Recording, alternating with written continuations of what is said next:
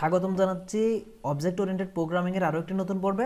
আজকে আমরা জানবো অবজেক্ট ওরিয়েন্টেড প্রোগ্রামিং এর প্রপার্টি এবং চেইনিং মেথড সম্পর্কে। এর আগের পর্বে আমরা দিস কিওয়ার্ড অর্থাৎ দিস কিওয়ার্ড নিয়ে কাজ করেছি। দিস কিওয়ার্ডের সাহায্যে এখন আমরা প্রপার্টি এবং চেইনিং মেথড তৈরি করব।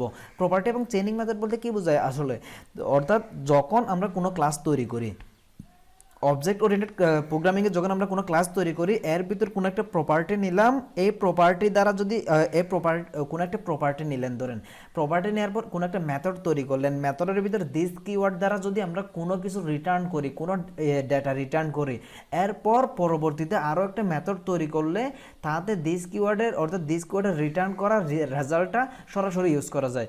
অর্থাৎ একটা ক্লাসের ভিতর একাধিক ফাংশন নিয়ে যদি কাজ করি, একটা মেথডের ডেটা আর একটা মেথডে ব্যবহার করা যায়, আরেকটা মেথডের ডাটা আরেকটা মেথডে অটোমেটিকভাবে কি করা যায়, এন্টার করা যায়, অ্যাক্সেস করা যায় অথবা ব্যবহার করা যায়। তাহলে এটা আমরা দেখব।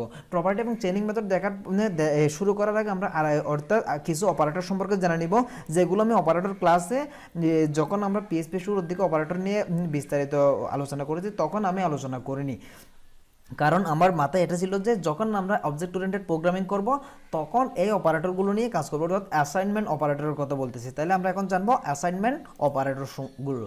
তাহলে অ্যাসাইনমেন্ট অপারেটর কোনগুলো? পিএইচপি অ্যাসাইনমেন্ট অপারেটরের মধ্যে রয়েছে হচ্ছে এগুলো। তাহলে assignment operator, PHP assignment operator তখনই ব্যবহৃত হয় যখন কোনো একটা বৃহৎ ডেটাকে শর্ট ফর্মে লিখতে হয়।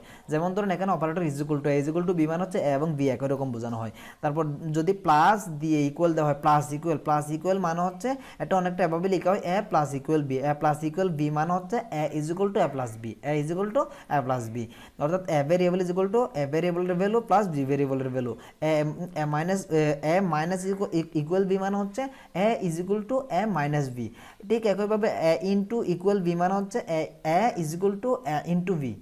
ঠিক একইভাবে কি সবগুলো এই ছয়টা প্রপার্টি, এই ছয়টা অপারেটর ব্যবহৃত হয়। তাহলে এই অ্যাসাইনমেন্ট অপারেটর ব্যবহার করব আমরা যে এখন একটা পিএইচপি অর্থাৎ এই অ্যাসাইনমেন্ট অপারেটরগুলো আমরা ব্যবহার করব কোথায়? প্রপার্টি এবং চেইনিং মেথডে। তাহলে প্রপার্টি এবং চেইনিং মেথড করার জন্য আমরা একটা নির্দিষ্ট সিনারিও কল্পনা করি। ধরেন একটা কার আছে, ওই কারে আপনি 10 লিটার তেল ঢুকালেন। 10 লিটার তেল নেওয়ার পর কারের মধ্যে ওই কার নিয়ে 50 কিলোমিটার গেলেন। 50 কিলোমিটার যাওয়ার পর আপনি চিন্তা করতেছেন যে আমার কারে এখন পর্যন্ত কতটুকু তেল বাকি আছে, অর্থাৎ কতটুকু ফুয়েল বাকি আছে। সেটা চেক করার জন্য আমরা কি ইউজ করবো? সেটা চেক করার জন্য আমরা প্রপার্টি এবং চেইনিং মেথডের সাথে ক্যালকুলেশনটা করব। ধরেন একটা কার 1 লিটার তেলে যায় 20 কিলোমিটার, এতে এবং আমি কার স্টার্ট করার পূর্বে আমার কারে তেল নিছি 10 লিটার। তাহলে 50 কিলোমিটার যাওয়ার পর আমার কারে কতটুকু তেল বাকি আছে অথবা ফুয়েল বাকি আছে, সেটা আমরা প্রপার্টি এবং চেইনিং মেথডে দিস কিওয়ার্ড ব্যবহার করে বা কি করব, ক্যালকুলেট করব। এটা করার জন্য প্রথম আমি এখানে পিএইচপি ট্যাগ দিয়ে রাখলাম index.html এ।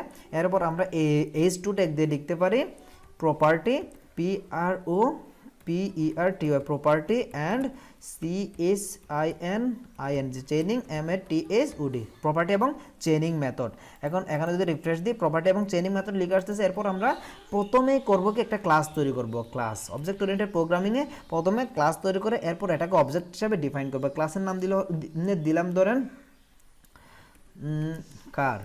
কার FUL ফুয়েল, কার ফুয়েল নামক একটা কি নিলাম, ক্লাস নিলাম। থার্ড সেকেন্ড ব্র্যাকেট দিলাম, এরপর দিব পাবলিক PUBLIC পাবলিক প্রপার্টি তৈরি করব। একটা পাবলিক প্রপার্টি তৈরি করব।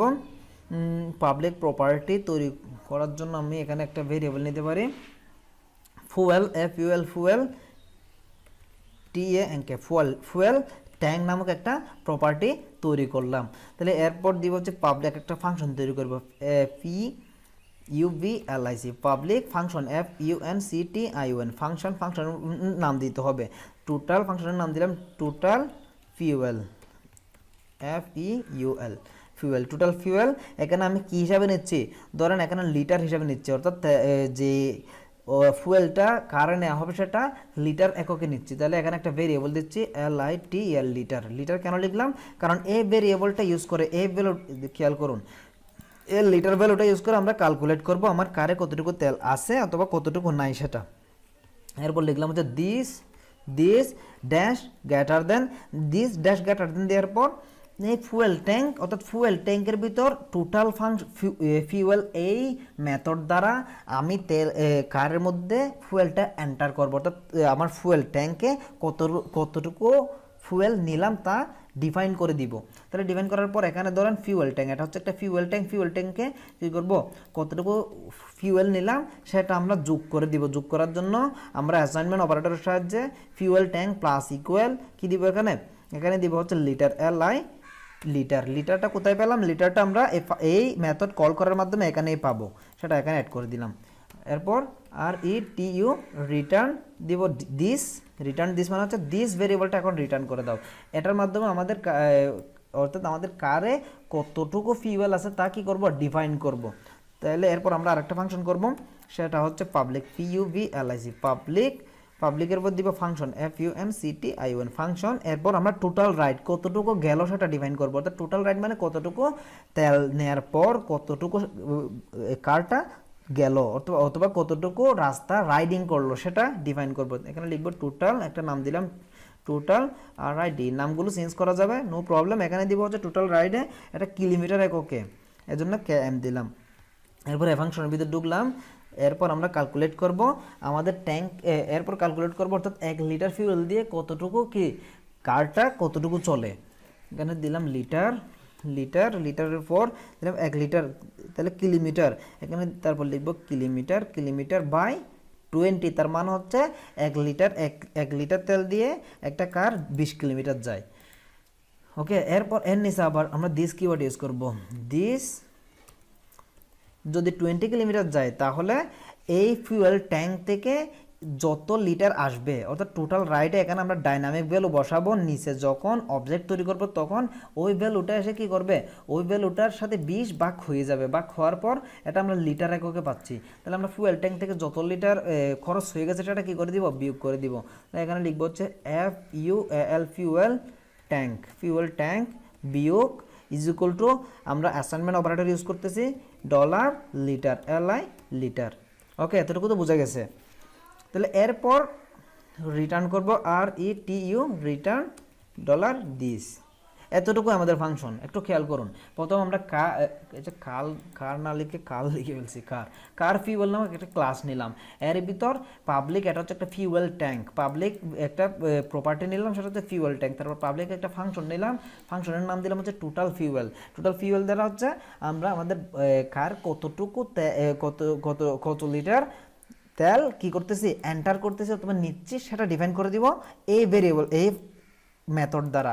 তারপর বললাম যে দিস মেথড অর্থাৎ দিস ফিউয়েল ট্যাঙ্কে এত লিটার তেলটা কি করো, এন্টার করো, অর্থাৎ ক্যালকুলেট করে রাখো যে টোটাল ফিউয়েল ট্যাঙ্কে কতটুকু অয়েল আছে।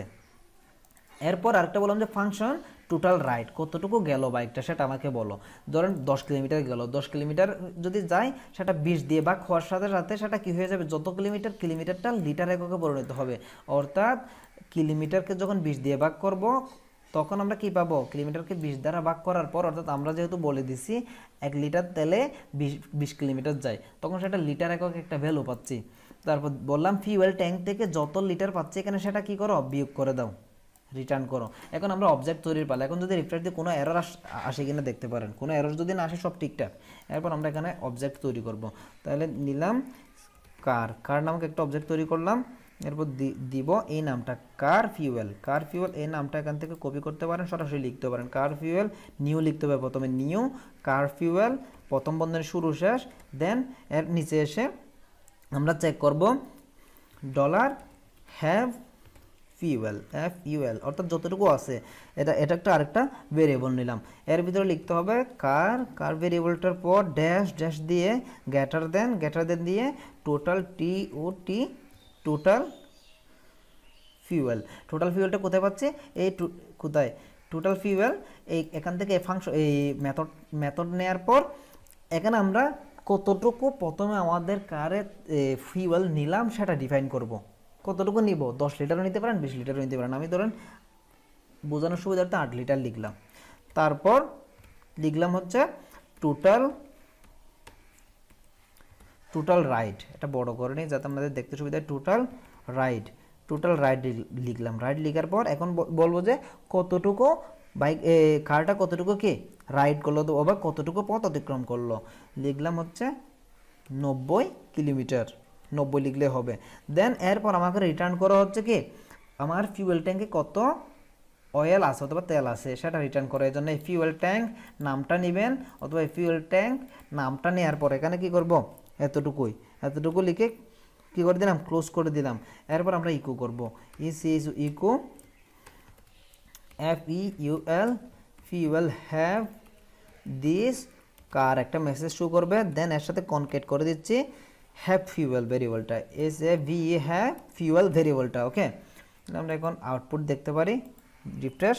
দেখুন fuel have this car 3.5 litre, অর্থাৎ প্রথমে আমরা 8 লিটার নিয়েছি, 8 লিটার নিয়ে আমাদের কারটা 90 কিলোমিটার যাওয়ার পর আরও 3.5 লিটার অবশিষ্ট আছে। তাহলে এভাবে আমরা কি করলাম, চেইনিং মেথড ইউজ করলাম। এখানে চেইনিং মেথডের লজিকটা কি আসলে দেখুন, এখানে পাবলিক ফাংশন নেওয়ার পর টোটাল ফিউয়েল নিলাম, এরপর লিটার নিলাম, লিটার নিয়ে দিস ফিউয়েল ট্যাঙ্ক লিটার, তারপর এখানে কি এই কত লিটার ফিউয়েল আমাদের কারে অর্থাৎ আমরা কারে আছে সেটা এখানে কি রিটার্ন করতেছে। এই রিটার্ন করা ভ্যালুটা কোথায় আসতেছে, এই এখানে আবার ব্যবহার করতেছে। রিটার্ন করা ভ্যালুটা এখানে ব্যবহার হলো, রিটার্ন করা ভ্যালুটার সাথে ভ্যালুটার থেকে যত 20 কিলোমিটার 50 কিলোমিটার 100 কিলোমিটার যাওয়ার পর যতটুকু ফিউয়েল খরচ হয়ে গেছে সেটা এখানে বিয়োগ হয়ে গেছে, বিয়োগ হওয়ার পর সেটা রিটার্ন করতেছে দিস ভেরিয়েবল দ্বারা।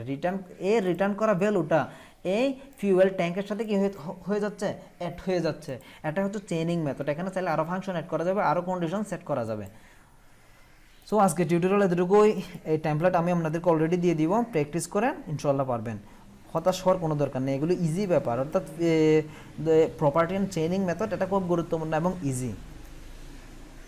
সো নেক্সট টিউটোরিয়ালে আমাদের দেখা হবে। আজকে টিউটোরিয়াল এতটুকু পর্যন্ত, আর পর দেখেন বারবার প্র্যাকটিস করুন।